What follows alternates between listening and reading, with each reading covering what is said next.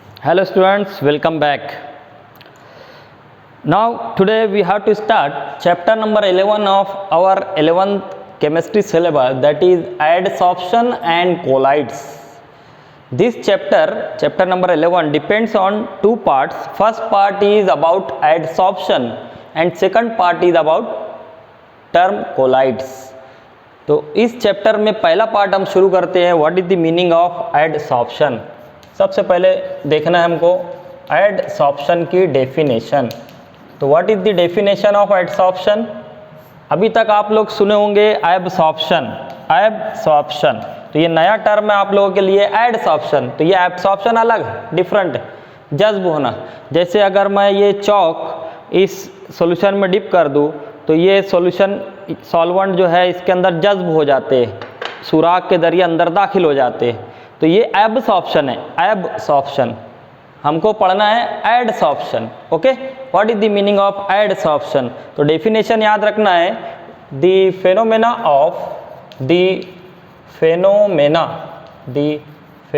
Of किसकी definition देख रहे हैं हम? एडसॉर्प्शन की। Phenomena means Amal, the phenomena of accumulation, accumulation यानी जमा होना, एक्यूमुलेशन यानी जमा होना, accumulation of higher concentration of higher concentration of one substance, कोई एक सब्सटेंस का जमा होना, one concentration of one substance on the surface of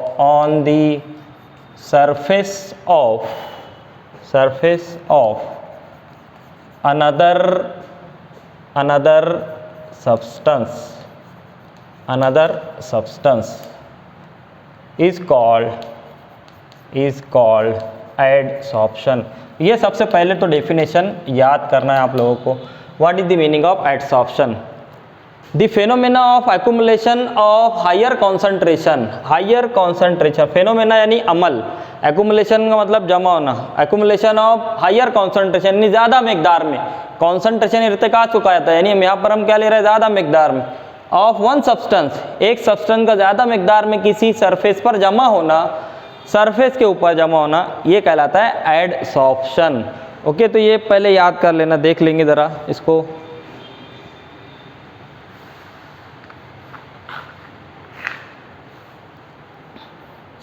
हो गया? Another substance is called adsorption. यहाँ पर एक टर्म आगे बढ़ाई जाती है कि इन बल्क, तो वो जाने दो, इतना काफ़ी है। अब इसमें समझने के लिए अगर देखें हम, तो ये डस्टर अगर है, डस्टर हम इसको इस तरह रब करते हैं तो चौक के जो पार्टिकल्स है ये सरफेस के ऊपर क्या हो जाते हैं? एक्यूमुलेट हो जाते हैं, जमा हो जाते हैं। तो ये क्या एक अमल है एडसॉर्प्शन का, अंदर दाखिल नहीं होते, सरफेस के ऊपर जैसे हम इसको साफ करेंगे रिमूव हो जाते। तो ये एक एग्जाम्पल है। दूसरी एग्जाम्पल अगर देखें हम, चारकोल अगर लेते हैं हम, चारकोल यानी कोयला है, कोयला अगर लेते हैं हम, तो कोयले के ऊपर अगर सॉल्ट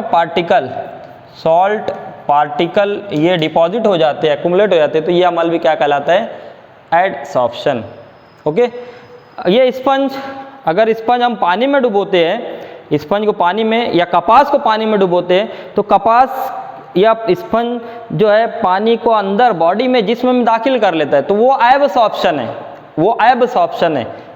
और एडसॉर्प्शन क्या है? It is the surface phenomena. ये क्या है? It is surface phenomena. ये सरफेस पर होता है, अंदर दाखिल नहीं होते पार्टिकल, सिर्फ सरफेस के ऊपर जमा होते हैं, सरफेस के ऊपर। ओके, तो ये याद रखना एडसॉर्प्शन। अब इसमें कुछ टर्म्स है एडसॉर्प्शन में, तो वो याद रखेंगे। दो टर्म यूज़ की जाती है, दी terms in adsorption, the terms used in adsorption. तो पहली टर्म जो है एडसॉर्बेट, क्या है? एडसॉर्बेट। एडसॉर्बेट, इसका मतलब याद रखना, adsorbate the substance adsorb on the surface, the substance adsorbed on the surface of another substance is called adsorbate। तो ये आसान है बिल्कुल। एडसॉर्बेट क्या है कि जो पार्टिकल्स, जैसे ये चौक है, चौक को हम इंक में, ये इंक में डुबोते हैं, तो इंक में डुबोने पर इंक के पार्टिकल इस चौक पर डिपॉजिट हो जाते हैं। देखे होंगे, आम तजुर्बा है। तो इंक के पार्टिकल चौक के ऊपर डिपॉजिट हो जाते हैं। इंक पार्टिकल क्या कहलाएंगे? Adsorbate. The substance adsorb on the surface of another substance called adsorbate. दूसरी टर्म यूज की जाती है इसमें,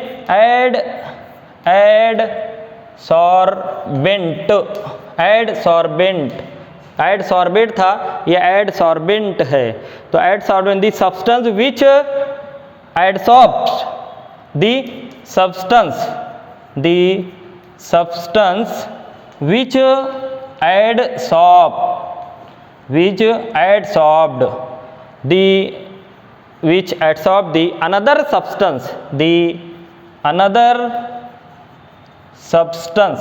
substance को क्या कहेंगे हम? क्या कहेंगे उसको? कहेंगे एडसॉर्बेट।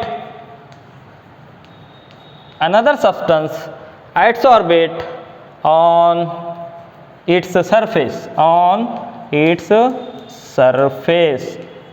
is called क्या कहेंगे इसको?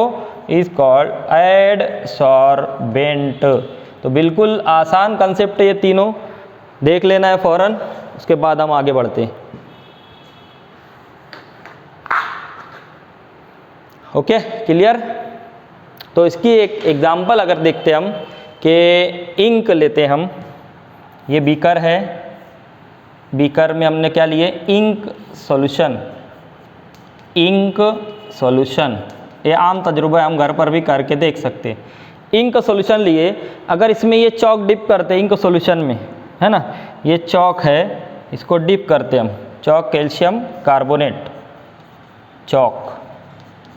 ओके, चौक डिप करने पर क्या अमल होगा? इंक के जो पार्टिकल है, जैसे ये क्या है, ये चौक है, ओके, चौक है, बाहर निकाले हमने, तो इंक के पार्टिकल चौक के ऊपर डिपॉजिट हो जाते हैं, एक्युमुलेट हो जाते हैं। तो ये इंक पार्टिकल ये सरफेस के ऊपर ही जमा रहेंगे, तो इसको इंक पार्टिकल को क्या कहेंगे हम? एडसॉर्बेट। ये इंक पार्टिकल, एग्जाम्पल क्या लेना है? इंक पार्टिकल्स क्या कहलाएंगे? एडसॉर्बेट। समझ में आया? और किसके ऊपर डिपॉजिट हो रहे हैं? चौक पर।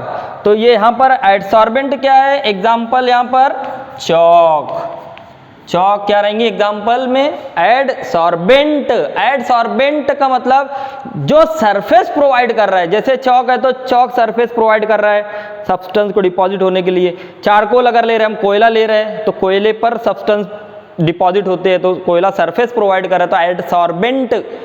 और जो सरफेस के ऊपर जमा हो रहा है जो पार्टिकल, वो एडसॉर्बेट कहलाते।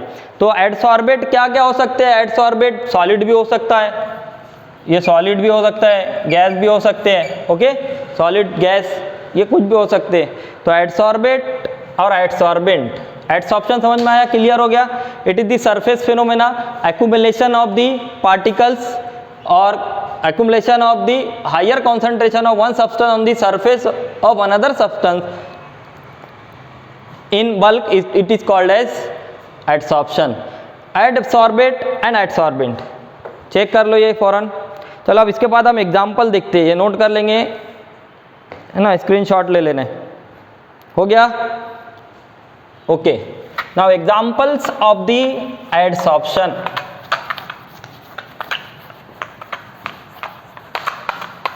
कई एग्जाम्पल्स हैं हमारे आसपास लाइफ में, हम देखते हैं आमतौर पर ये अमल। तो कुछ एग्जाम्पल्स देख लेंगे फौरन। Examples of adsorption, examples of adsorption. पहली एग्जाम्पल अगर देखें हम, first that is adsorption of gas like hydrogen, oxygen, adsorption of gases like hydrogen, oxygen on finely divided, या सिर्फ इस तरह लिख सकते हैं on the surface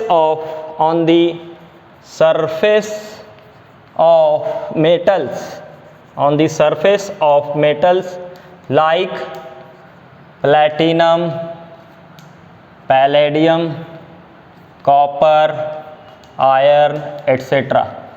एक बात याद रखेंगे, 12th में इलेक्ट्रोकेमिस्ट्री चैप्टर में इलेक्ट्रोड, कुछ गैसियस इलेक्ट्रोड होते हैं, जैसे प्लैटिनम, एक महलूल में प्लैटिनम इलेक्ट्रोड को डिप किया जाता है इस तरह मेटल स्ट्रिप को, और उस पर उसके ऊपर सरफेस पर हाइड्रोजन गैस डिपॉजिट हो जाती है। तो deposition, accumulation of the gas on the surface क्या कहलाता है? एडसॉर्प्शन। तो ये एक एग्जांपल हो गई, हाइड्रोजन, ऑक्सीजन वगैरह गैस मेटल के ऊपर डिपॉजिट हो जाती है, तो ये अमल एडसॉर्प्शन कहलाता है। तो बिल्कुल सिंपल एग्जांपल है ये।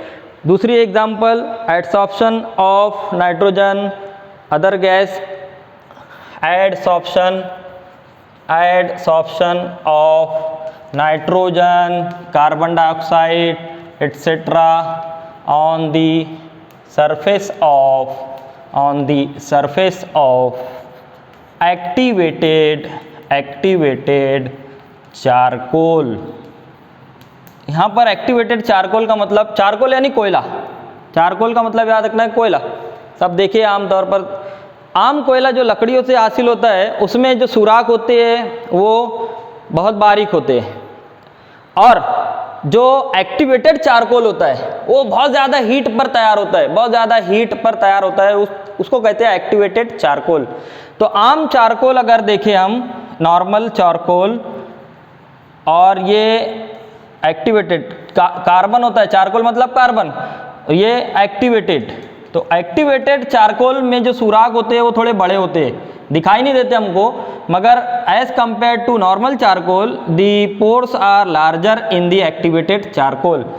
ओके, तो ये अमल होता है, फर्क इतना एक्टिवेटेड चारकोल में, और डिपोजिशन इस पर ज़्यादा होता है। एक्टिवेटेड चारकोल पर एडसॉर्प्शन का अमल ज़्यादा होता है, इसीलिए एक्टिवेटेड चारकोल ये टर्म बार बार यूज़ की जाती है।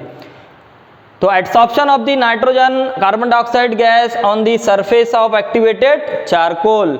तीसरी एग्जांपल अगर देखें हम एडसॉर्प्शन की, the adsorption of the dye, adsorption of dye यानी paint, colouring matter, for example methylene blue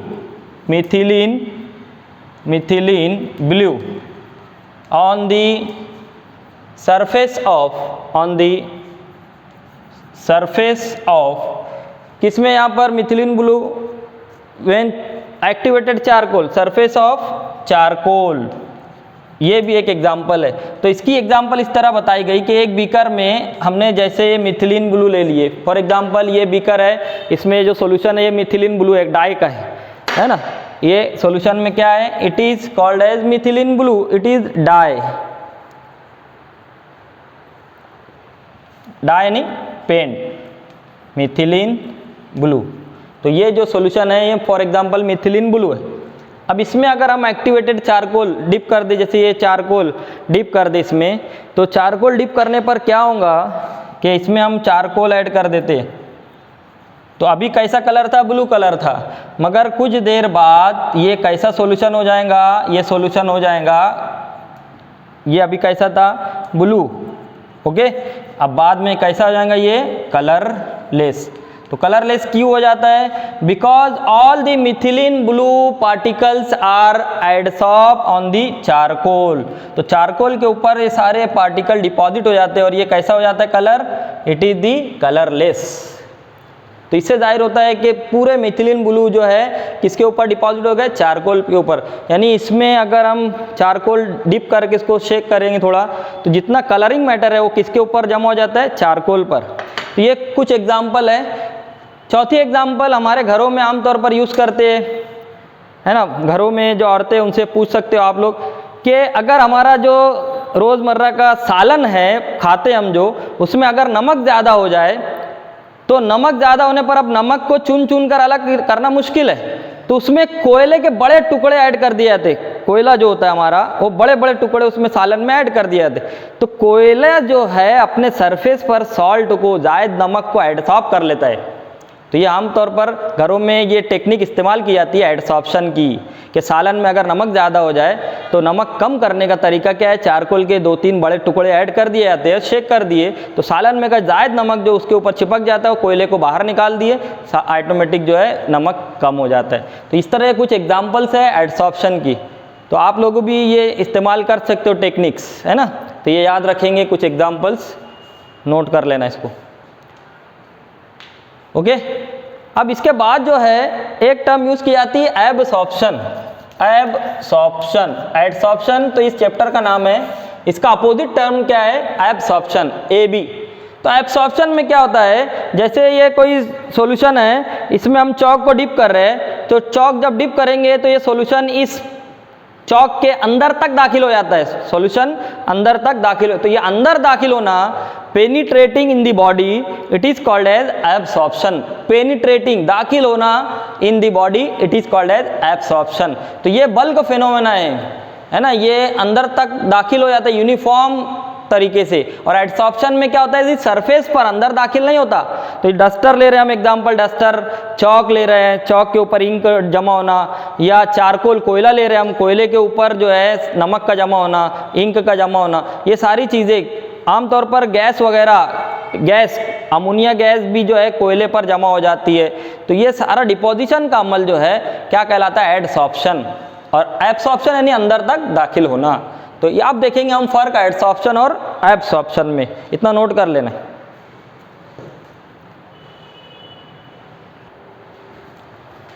now see students the difference between adsorption and absorption. 2 marks के लिए आता है ये डिफरेंस, 4 पॉइंट लिखना होते हैं, तो बहुत आसान है। पहला जो पॉइंट है वो डेफिनेशन है। एडसॉर्प्शन क्या है, adsorption is a surface phenomena, means the deposition of particles on the surface. अगर ये चारकोल वगैरह है तो इसके सरफेस के ऊपर पार्टिकल का डिपोजिशन क्या कहलाता है, एडसॉर्प्शन। एब्सॉर्प्शन उसका अपोजिट है, absorption is a bulk phenomena. Bulk phenomena में क्या होता है कि जो पार्टिकल ज़्यादा मिकदार में है वो अंदर तक दाखिल हो जाते हैं। तो चौक अगर है तो चौक के अंदर तक पानी अगर दाखिल हो रहा है तो वो एब्सॉर्प्शन। कपास लेते हैं अगर हम, कपास कॉटन पानी में डुबोते हैं तो पानी अंदर तक दाखिल हो जाता है। स्पंज लेते हैं, पानी अंदर तक दाखिल होता है, तो वो क्या कहलाता है, एब्सॉर्प्शन। तो इसी को क्या कहेंगे, absorption is a bulk phenomena. तो bulk phenomena means penetration of the particles in the body. Second फर्क जो है, second difference, concentration of adsorbate is highly at the surface of adsorbent. अभी देखिए हमने एडसॉर्बेट और एडसॉर्बेंट, जो सरफेस प्रोवाइड कर रहा है वो एडसॉर्बेंट होता है। तो ये सरफेस प्रोवाइड अगर जो कर रहा है एडसॉर्बेंट, और जो पार्टिकल्स है, पार्टिकल्स डिपॉजिट हो रहे हैं वो क्या कहलाएंगे, एडसॉर्बेट। तो एडसॉर्बेट यानी जो पार्टिकल का एक्यूमुलेशन है, ज़्यादा कॉन्सेंट्रेशन कहाँ रहेगा, एट द सरफेस, अंदर तक तो दाखिल ही नहीं होते, तो सरफेस पर ज़्यादा कॉन्सेंट्रेशन है। Concentration of adsorbate is highly at the surface of the adsorbent, surface के ऊपर ही रहेगा। कॉन्सेंट्रेशन ऑफ एब्सॉर्बेट, यहाँ पर देखो AB है, absorbate is uniform throughout the bulk of absorbent. तो यहाँ पर एब्सॉर्बेट और एब्सॉर्बेंट यूज किया गया है। जैसे कॉटन है, कॉटन एब्सॉर्बेंट है, एब्सॉर्बेंट है, और पानी एब्सॉर्बेट है, तो पानी अंदर तक यूनिफॉर्म दाखिल हो जाता है, एक तरह से दाखिल हो जाता है। तो concentration of absorbate is uniform, एक जैसा, throughout the bulk of absorbent. Okay, now तीसरा point, depends on temperature and pressure. तो ये जो अमल है एडसॉर्प्शन का, वो टेम्परेचर एंड प्रेशर पर डिपेंड होता है। जैसे ये जो सरफेस है, अगर इस पर पार्टिकल डिपॉजिट हो रहे तो सरफेस जैसे कूल है तो हो सकता है कि कम मिकदार में, गर्म है तो ज़्यादा मिकदार में डिपॉजिशन हो। तो ये सरफेस जो प्रोवाइड कर रहा है उसका टेम्परेचर पर डिपेंड है, और कितना प्रेशर है सरफेस पर उस पर डिपेंड है एडसॉर्प्शन। जबकि एब्सॉर्प्शन जो है not depends on temperature and pressure. Absorption का अमल टेम्परेचर प्रेशर पर डिपेंड नहीं होता है। Evolution of heat that is exothermic, adsorption is the exothermic process यानी हीट इज इवॉल्व या डिपोजिशन का अमल होता है सरफेस के ऊपर, तो कुछ हीट खारिज होती है, उसी को क्या कहते हैं, इवोल्यूशन ऑफ हीट। जबकि एब्सॉर्प्शन में नो इवोल्यूशन और एब्सॉर्प्शन ऑफ हीट। यहाँ पे एब्सॉर्प्शन में जैसे हमने चौक दाखिल किए, इसमें डिप किए, तो ना ही हीट खारिज होंगी ना ही हीट एब्सॉर्ब होंगी। ओके, तो ये एकदम आसान फर्क है। पांचवा, डिपेंड्स ऑन सरफेस एरिया। अब ये जैसे हमने डस्टर है, यहाँ पर हम इसको साफ करते हैं बोर्ड को, ब्लैक बोर्ड को, तो यहाँ पर सरफेस पार्टिकल डिपॉजिट हो जाते हैं, एडसॉर्ब हो जाते हैं। अब जितना बड़ा सरफेस रहेगा इसका डस्टर का, उतने ज़्यादा पार्टिकल एडसॉर्ब होंगे। तो एडसॉर्प्शन का अमल किस पर डिपेंड है, on the surface area. Come surface area है, छोटा है, तो कम एडसॉर्प्शन, बड़ा है तो ज़्यादा, बिल्कुल आसान। ये एब्सॉर्प्शन क्या है, independent of surface area, surface area पर नहीं। बल्क, बॉडी कितनी बड़ी है, बॉडी जितनी बड़ी रहेंगी उतना एब्सॉर्प्शन ज़्यादा होगा। कॉटन अगर हम मामूली लिए, सरफेस कितना भी रहे, कॉटन मामूली है, जैसे ये छोटा कॉटन है तो कम एब्सॉर्प्शन होगा, बड़ा कॉटन लिए, बड़ा बॉल ले लिए कॉटन का, ज़्यादा एब्सॉर्प्शन होगा। तो ये इंडिपेंडेंट ऑफ सरफेस एरिया। आखिरी जो एग्जाम्पल कई लिख सकते हैं, जो आए आपको ये लिख सकते हैं। तो कुछ एग्जाम्पल यहाँ याद रखना, adsorption of ammonia gas on the charcoal. तो गैस का, सॉलिड का डिपोजिशन हम बता सकते हैं आसानी से, तो अमोनिया गैस का deposition on charcoal, adsorption of ink on chalk. तो ये कुछ आसान एग्जाम्पल है, इससे पहले भी हम कुछ देखे अभी, तो वो उसमें से भी लिख सकते हो। तो deposition of any liquid solid gas on the surface. Okay, example of absorption, तो absorption of water by cotton और चॉक या कॉटन को अगर हम डिप करते हैं किसी सॉल्यूशन में या वाटर में, चॉक को या कॉटन को, तो वो गीला हो जाता है, बॉडी के अंदर तक दाखिल हो जाता है, एब्सॉर्ब हो जाता है वाटर, तो इसी को कहेंगे एब्सॉर्प्शन। तो आज का ये वीडियो हम यहाँ पर स्टॉप करते हैं।